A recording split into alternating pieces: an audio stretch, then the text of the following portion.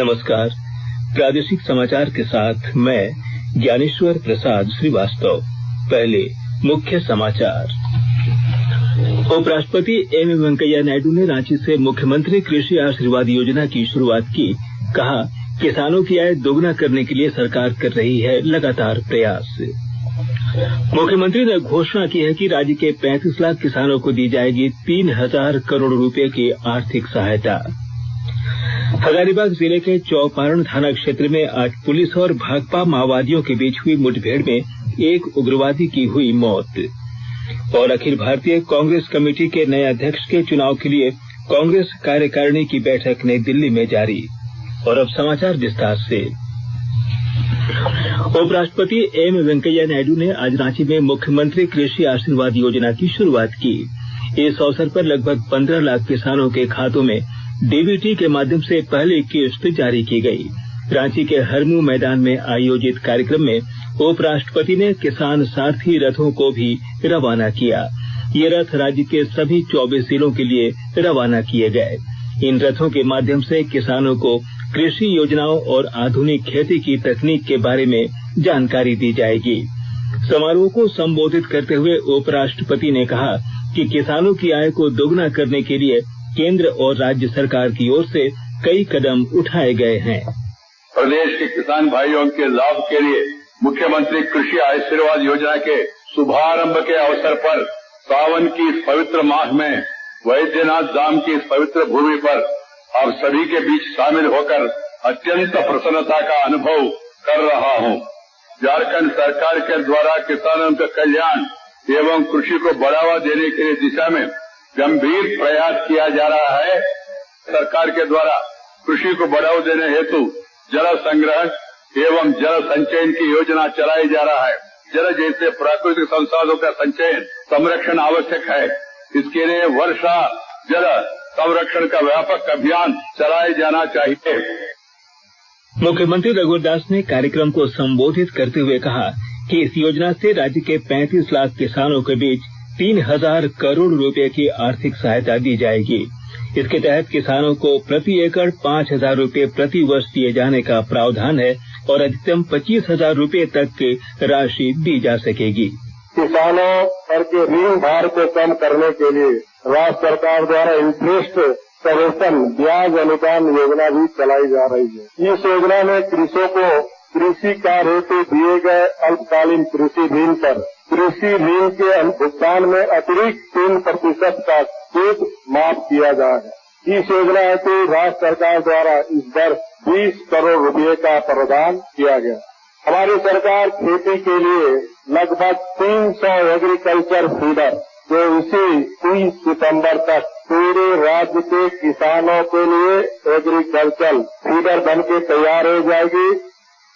इससे पहले उपराष्ट्रपति के रांची आगमन पर राज्यपाल द्रौपदी मुर्मू और मुख्यमंत्री रघुवर दास ने हवाई अड्डे पर उनका स्वागत किया।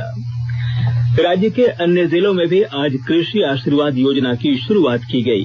खूंटी जिले में ग्रामीण विकास मंत्री नीलकंठ सिंह मुंडा और उपायुक्त सूरज कुमार ने आज संयुक्त रूप से कृषि जागरूकता रथ को रवाना किया।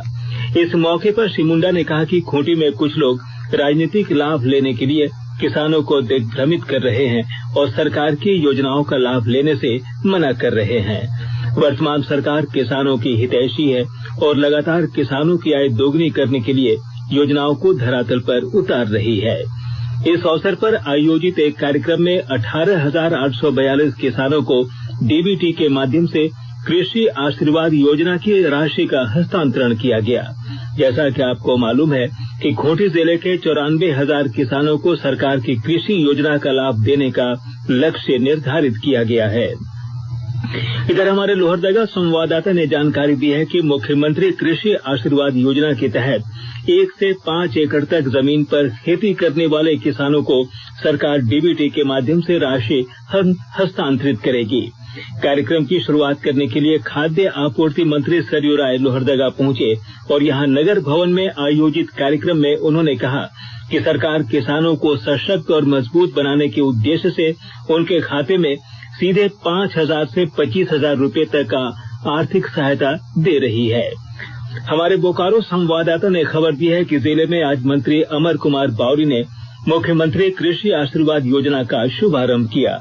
इस मौके पर उन्होंने कहा कि किसानों को ऋण की जगह अनुदान उपलब्ध कराने की इन योजनाओं से किसान स्वाभिमान के साथ खेती करेंगे। बोकारो जिले में इस योजना के लिए कुल 66,000 किसानों ने अपना निबंधन कराया है। शेष किसानों के खातों की जांच की जा रही है और सितंबर मध्य तक शेष किसानों के खाते में भी राशि जमा कर दी जाएगी।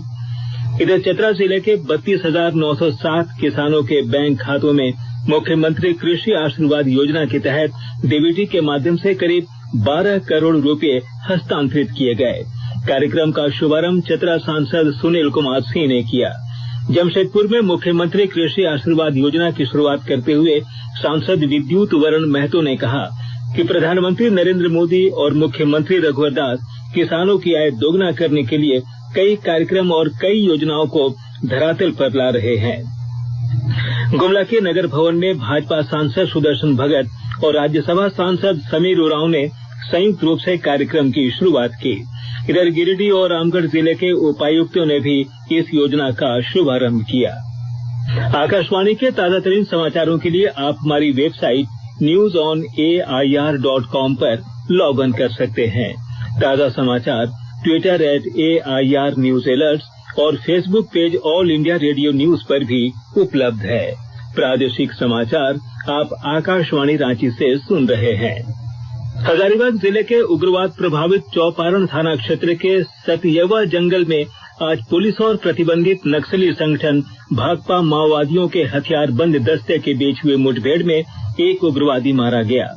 मारे गए उग्रवादी की पहचान लाल दास मोची के रूप में की गई है। वह प्रद्युम्न के दस्ते का बताया जाता है। पुलिस अधीक्षक मयूर पटेल कन्हैयालाल ने बताया कि दनुआ जंगल में केंद्रीय रिजर्व पुलिस बल और स्थानीय पुलिस जब संयुक्त रूप से सर्च अभियान चला रही थी, तभी नक्सली दस्ते ने पुलिस दल पर गोलियां चलाईं। जवाबी कार्रवाई में एक उग्रवादी मारा गया। घटनास्थल से एक इंसास राइफल भी बरामद की गई है। अखिल भारतीय कांग्रेस कमेटी के नए अध्यक्ष के चुनाव के लिए नई दिल्ली में कांग्रेस कार्यकारिणी कमेटी की बैठक जारी है। बैठक के बीच बाहर निकलकर सोनिया गांधी ने पत्रकारों को बताया कि राहुल गांधी और सोनिया गांधी नए अध्यक्ष के चुनाव की इस प्रक्रिया में शामिल नहीं होंगे। उन्होंने कहा कि इन दोनों के नाम भूलवश शामिल कर लिए गए थे। दिल्ली में आयोजित इस बैठक में पार्टी के कई शीर्ष नेताओं के साथ साथ सभी अध्यक्ष, सचिव और सभी कांग्रेस सांसद हिस्सा ले रहे हैं। उपराष्ट्रपति एम वेंकैया नायडू ने कहा कि मीडिया की स्वतंत्रता को मौलिक स्वतंत्रता माना गया है। वे आज रांची में एक स्थानीय अखबार के 35वें साल पूरे होने के अवसर पर आयोजित कार्यक्रम को संबोधित कर रहे थे। उन्होंने कहा कि आज अखबार का आंदोलन रेडियो और ऑनलाइन मीडिया से भी जुड़ गया है। तकनीक के सहारे आज स्मार्टफोन भी इसे आसानी से पढ़ा जा सकता है। कार्यक्रम में राज्यपाल द्रौपदी मुर्मू ने कहा कि पत्रकारिता को लोकतंत्र का चौथा स्तंभ माना जाता है। देश की आजादी से पूर्व पत्रकारिता एक मिशन था, लेकिन आज मीडिया का स्वरूप बदल रहा है।